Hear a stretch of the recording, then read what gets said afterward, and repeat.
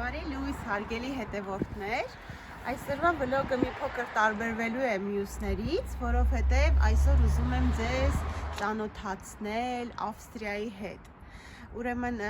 Ավստրիայի Հանրապետությունը գտնվում է Միջին Եվրոպայում, ուրեմն այն 1955 թվականից արդեն ճանաչվել է պետական հանրապետություն, ձեռք է բերել պետականություն եւ անկախություն,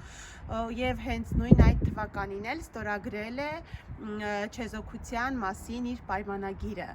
Ավստրիան ունի 9 նահանգներ, մենք գտնվում ենք Վիեննայում,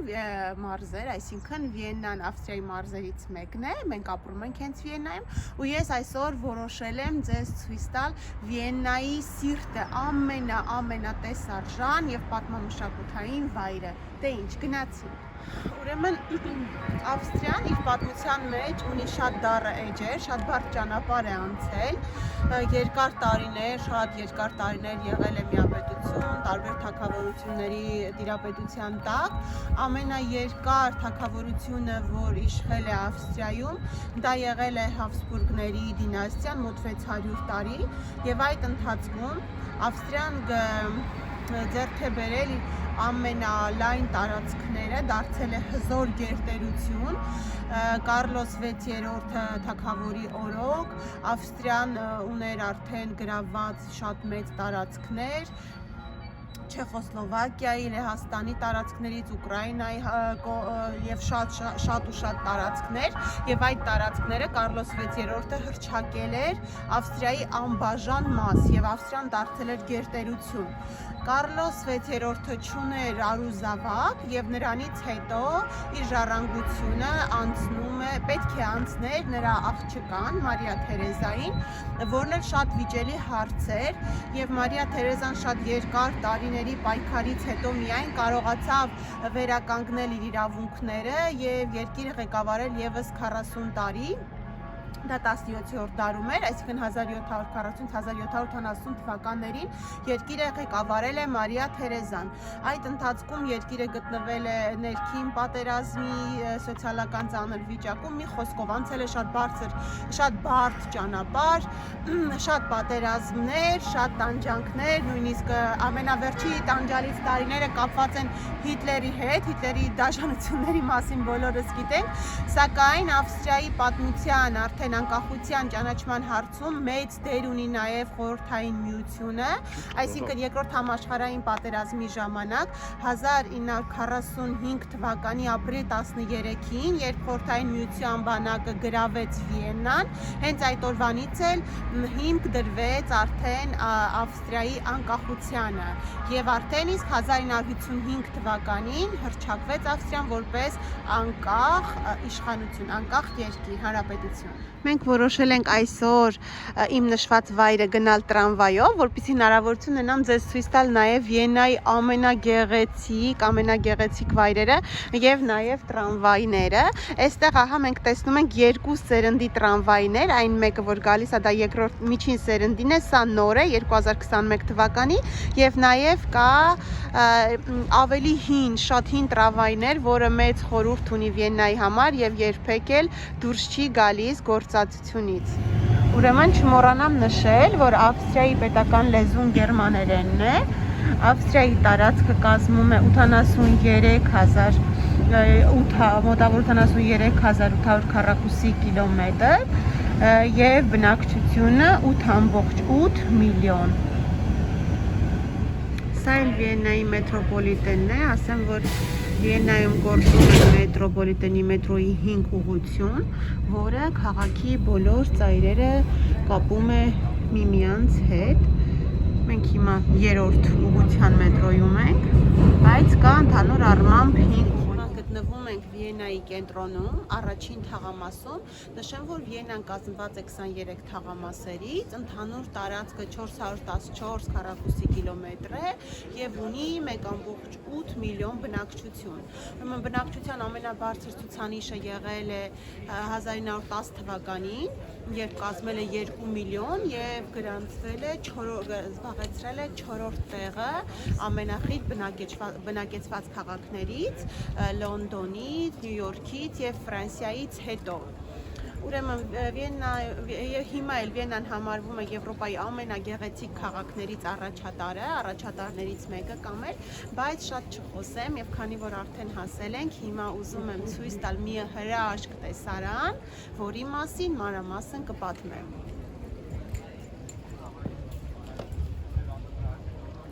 Սա Վիեննայի սրտում գտնվող Սուրբ Ստեփանոսի մայր տաճարն է, որի կառուցումը սկսվել է 1100-ական թվականներին եւ տևել է մոտ 3 դար։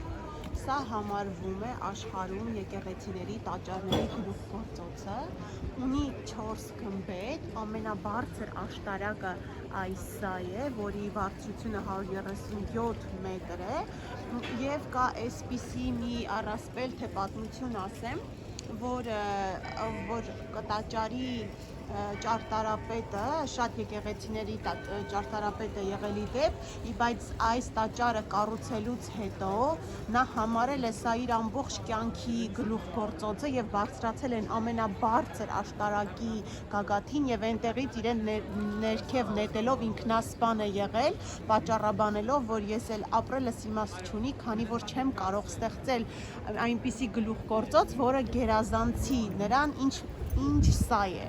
Եվ սա նույնպես կառուցվել է Հոֆսբուրգների օրոք եւ եղել է այսպիսի մի օրենք, որ չպետք է կառուցվի մեկ այլ եկեղեցի, որը կլինի ավելի շքեղ եւ ավելի մեծ տարածքով, քան Սուրբ Ստեփանոսի մայր տաճարն է, կամ ինչպես իրենք են անվանում Շտեֆանսդոմը։ Գնանք ներս եւ ցույց տամ ներսի շքեղությունը, տեսեք թե ինչ հրաշք է, ինչ մանրակրկիտ աշխատանքներ ու ինչքան սիրուն է ամեն բան։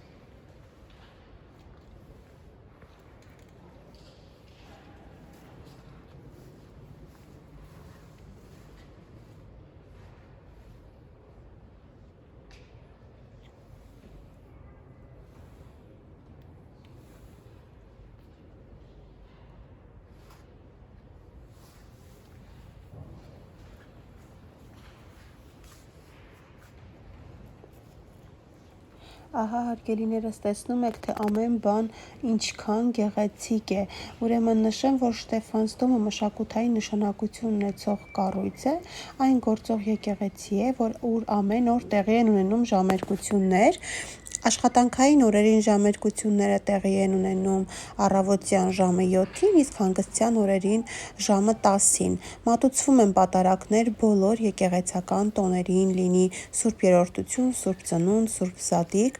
եւ այդ օրերին քաղաքացիները եւ եկեղեցականները շատ մի այլ կարգի գեղեցկությամբ զարդարում են տաճարը եւ տաճարի 4 կողմերը։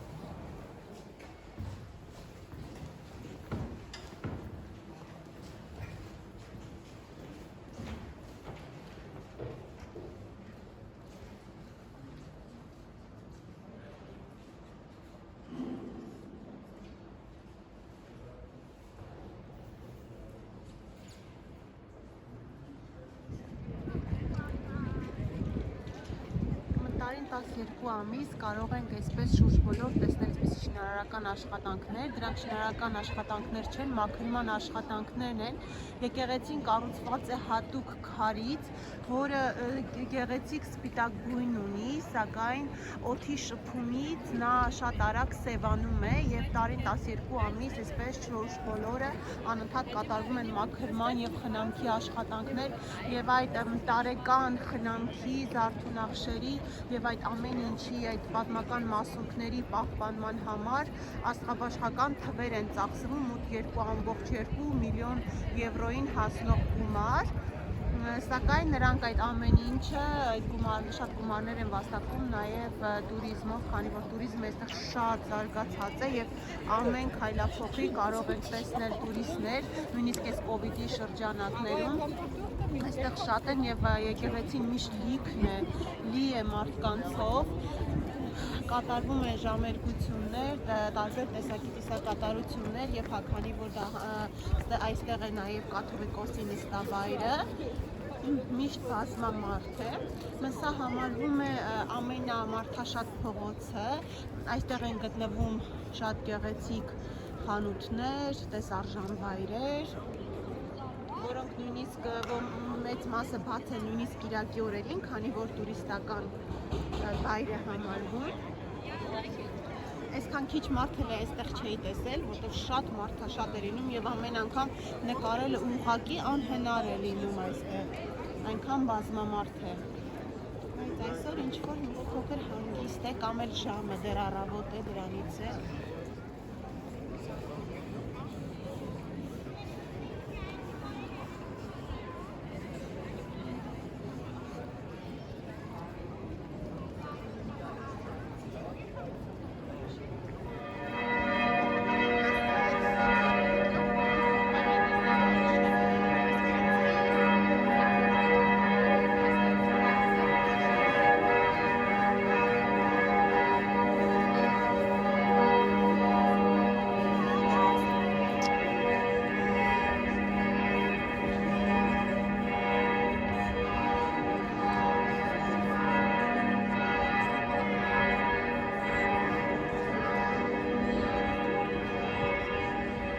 Ուրեմն մոռացա նշել, որ Ավստրիայի սահմանները սահմանակից երկրներն են Գերմանիան, Իտալիան, Չեխիան, Շվեյցարիան, Լիechtenstein-ը, Սլովակիան, Սլովենիան։ Ուրեմն մեզ մոտից Վիեննայից ամենամոտ դա Չեխիան է եւ Սլովակիան եւ նույնիսկ քարտեզի վրա որ նայեք, Վիեննան եւ Բրատիսլավան, Սլովակիայի մայրաքաղաքը համարվում են աշխարհում ամենաերկու իրար մոտ գտնվող մայրաքաղաքները, որոնք իրարից հեռու են 30 կիլոմետր, 30, այդպես, ու եթե հիմա մենք հենց այստեղից նստենք մեքենա, կես ժամ հետո կլինենք Բրատիսլավայում, Սլովակիայի մայրաքաղաքում եւ ոչ միայն մեքենայով, գնացքով, կան նաեւ նավերով, ճիշտ է Ավստրիան չունի ոչ մի կողմով ելք դեպի ծով, բայց ունի շատ գետեր, լճեր եւ հենց այստեղից հիմա մենք կգնանք եւ ցույց կտամ այն նավահանգիստը, որտեղից կարող ենք նստել նավով եւ մի քանի րոպեում, կես ժամում երևի լինել արդեն Սլովակիայում, այսինքն Բրատիսլավայում։ Ահա սա են ամենահին տրամվայն է, որ ես նշում էի, ճիշտ է դժվար է մի քիչ մանկասայլակով կամ մեծ տարեկով կամ հաշմանդամների բարձրանալը, բայց միևնույն է, նրանք իրավունք չունեն ինչ-որ հանել սա գործառույթունից, բայց շատ հետաքրքիր է, շատ սիրուն։ Պատմական մեծ արժեք է ներկայացնում իրենից։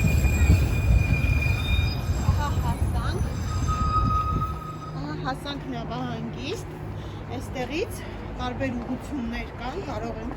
տարբեր ուղղություններով գնալ տարբեր երկրներ, այսինքն հարևան երկրները, իհարկե, միջև այն երկրները, որտեղ սա Դոնաուն է, Դոնաու գետի գետն է,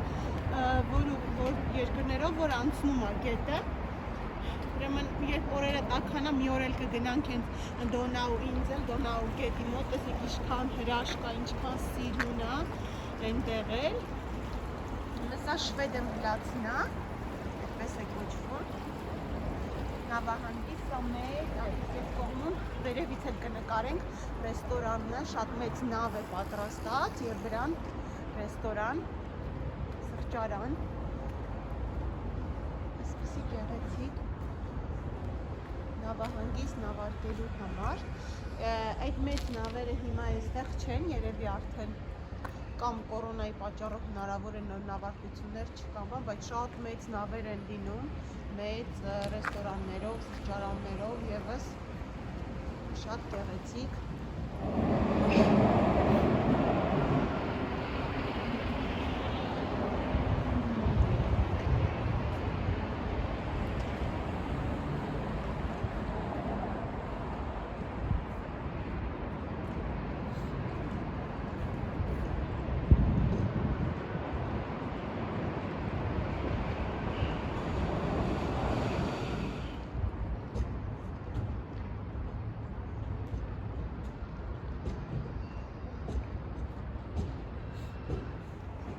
Ուրեմն այս տարածքը տեսնում եք, սիրելիներս, ամռանը, որ գանք այստեղ,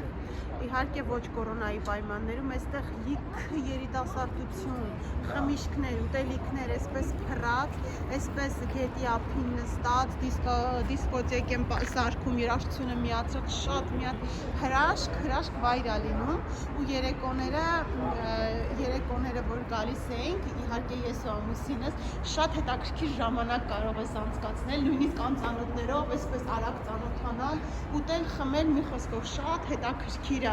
Տեսնես երբ է այս կորոնան վերջանալու, նորից սկսվի մարդկանց ակտիվ հետաքրքիր կյանքը։ Ահա սա էլ այդ մեծ ռեստորանն է, նավի տեսքով, Վիեննա Բրատիսլավա,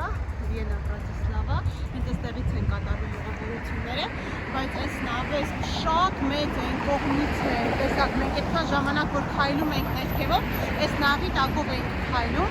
շատ մեծ ռեստորան է, վիեննական եւ սլովակական ուտելիքներով, շատ համեղ խոհանոցով, մինչև տեսեք որտեղ է ծծում, մինչև այն վերջը, ուղղակի հիմա փակ է։ Մի օր երևի երբ որ բացվենք, երեկոյան շամի կգանք, շատ գեղեցիկ լույսերով, գույները, այս ջրի վրա այդ լույսերը, այս տարածքը մի հատ լրիվ ուրիշ տեսարան է լինում գիշերով եւ ակտիվ կյանքի ժամանակ։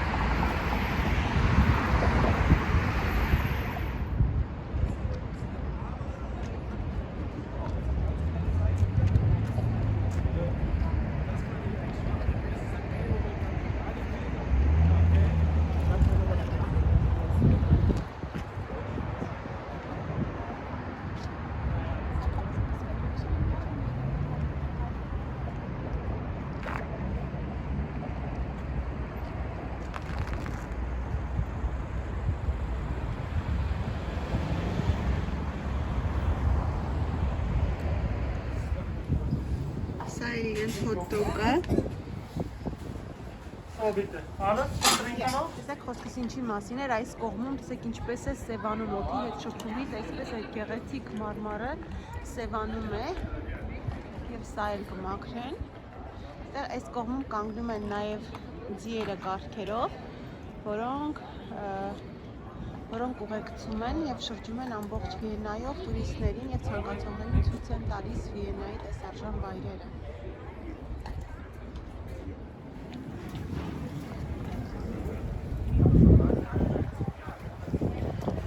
Գեղեցու շուրջ բոլորը, գեղեցիկ ֆիրմայի խանութներից, բացի նաև շատ տարբեր երկրների ռեստորաններ են։ Այստեղ կեսը փակ են, կեսը բաց, այսինքն նստել չի կարելի, կանգնել կարող ես կանգնել, ուտել կամ վերցնել դուրս գալ։ Շատ գեղեցիկ ռեստորաններ, խանութներ, տուրիստներ, ինչքան ուզեք։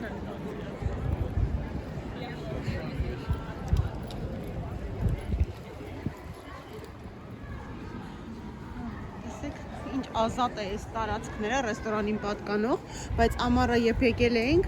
վերջին անգամ ամառն ենք այստեղ եղել, չնայած շատ ենք կողքով անցնում ենք ամենօր, բայց այսպես ոսանքի նույնիսկ մի հատ տեղ չկար, որ մենք կարողանայինք մեր ընտանիքով նստել։ Ուզում ենք դրսում նստենք, ստիպված բարձրացանք վերևը սկի բառերը, որտեղ Զոյկան փոքր էր, կալյասկայով դժվար էր, բայց օգնեցին մեզ, բարձրացանք, իսկ հիմա մարդ չկա։ Ամառը ուղղակի կյանքը եռում էր, մարդաշատ, երաժշտությունը, գույները, լույսերը։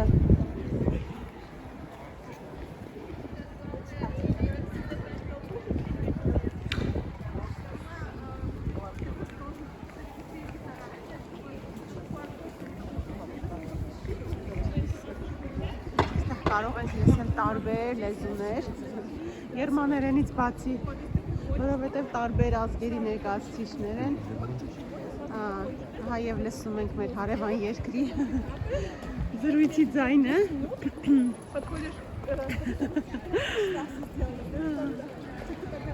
Բոլոր երկրները ամենքը խոսում են իրենց լեզուներով, այստեղ չկա այդպիսի բան, որ խոսես քո երկրի լեզվով, ոչ մեկ քեզ թարս չի նայի, ոչ մեկ չի ասի, սա ավստրիան է, պետք է խոսեք մեր պետական լեզվով,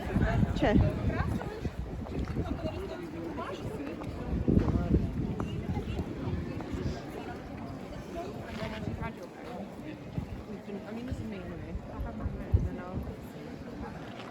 Այն կողմում երևում է Լուիս Վիտոնի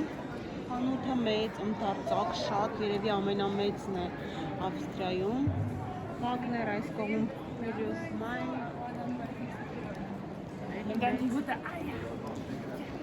Բուրբերին։ Կուչինել է այս կողմում իմ կարծիքով Գյորգի Արմանի։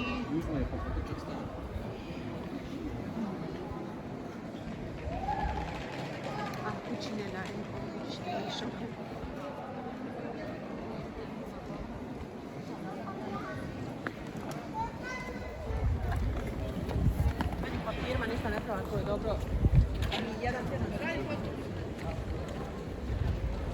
Ու չգիտեմ նկատեցիք թե չէ, տեսեք ինչ մաքուր է գետինը, մի հատ ոչ մի բան չես տեսնի, որովհետև ամեն 10 մետրի վրա, 10-ից 15 մետրի վրա կա աղբամաններ ու այդպես ոչ մեկ գետնին ոչ մի բան չի գցում ու եթե մեկն էլ տեսնի, որ ինչ-որ մեկի երեխայի ձեռքից կոնֆետի թուղթ կամ ինչ-որ մի բան պատահման գավ, կապ չունի, կվերցնի եւ կթափի, չի ասի, ես չեմ թափել կամ ինձ միևնույնն է, չէ, ու այստեղ տեսեք, մի հատ մի բան գետնին չեք տեսնի, նույնիսկ փոշի չկա գետնին, այդքան մաքուր ամեն բան եւ պատուհանները եւ մի խոսքով շատ ու շատ իրեն մաքրությանը ոչ միայն հենց այս փողոցում, այլ Ավստրիայում, Վիեննայում, չգիտեմ, այդ մաքրության հարցով այնպես չի որ ձեռքը տեսեք, դա առավոտ է արդեն, այս արդեն երկրորդ անգամ աշխատողները դատարկում են աղբամանները։ Եվ չես կարող պատճառաբանել, թե աղբաման չկար կամ բան ձեռքիդ ինչ կա, ամեն 10 մետրի վրա կարող ես թափել։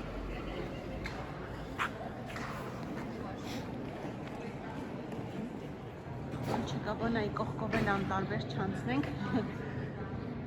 ու շատ ինչ բրենդ ուզեք այս փողոցում կգտնեք բոլոր բրենդի խանութները ու մեծ խանութներ ոչ թե փուճուր բուտիկներ մեծ խանութները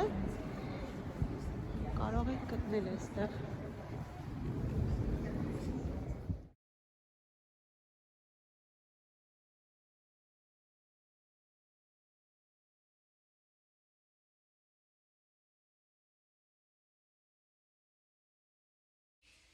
Ահա եւ վերջ սիրելիներս, սա էլ այսօրվա մեր պատրաստած տեսանյութը։ Հուսով եմ ձեզ դուր եկավ։ Դե ինչ, կհանդիպենք։